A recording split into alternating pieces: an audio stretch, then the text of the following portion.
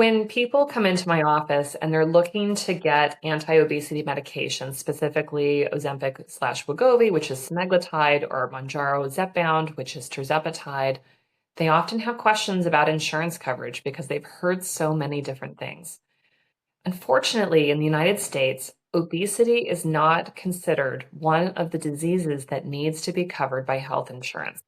This is something that needs to change at the level of Congress. So Congress needs to revise the list of approved diagnoses that are required to be covered by insurance in order for this to change. It's weird to people that that's the way it is, but when the Affordable Care Act was put together, obesity had not yet been considered a disease, and therefore it is not on the list. It was still considered weight management as something outside of normal health insurance, even though we know that obesity and cardiometabolic disease is a huge risk factor for developing overt diabetes, for heart attacks, for strokes, for so many of the things that we care about.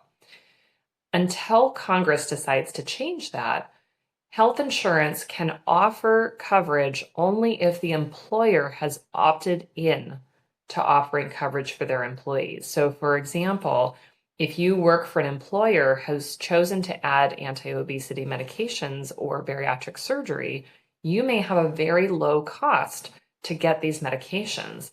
But most health insurances and most employers have not added this coverage, which is why you may get a prescription for this medication and wind up at the pharmacy, and all of a sudden they're telling you it's going to be $650 or $800 or, some astronomical sum.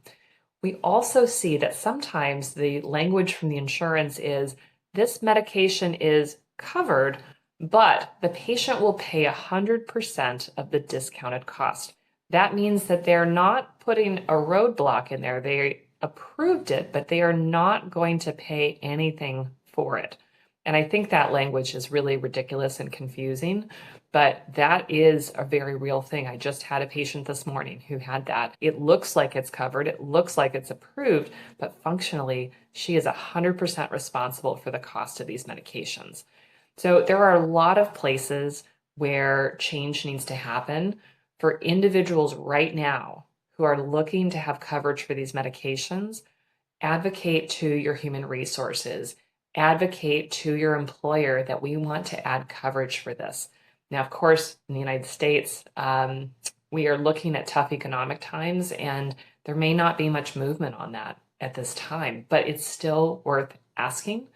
And then, of course, we need to start leveraging Congress to make changes, right? So you can speak to your representatives, your senator. There are a lot of resources through the Obesity Action Coalition that gives you sample letters that you can send to people at all levels to really advocate for coverage. But unfortunately, in the United States, these medications remain expensive. They are oddly more expensive in the United States than they are in Canada, in Mexico, in the United Kingdom. We will see a lot of changes on this over time, but right now, finance is a real issue for a lot of people.